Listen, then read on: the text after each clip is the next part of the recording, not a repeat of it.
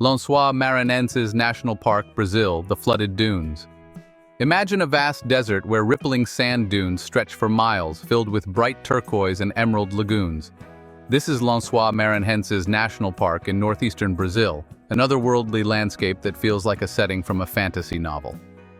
Named Bedsheets of Maranhão in Portuguese, the park spans 600 square miles with dune fields resembling white bedsheets.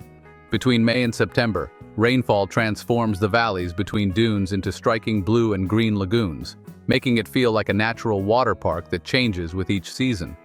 Despite its desert location, the park receives enough rain during the wet season to create swimmable pools and sandy basins, offering a surreal oasis that contrasts cool waters with warm sands.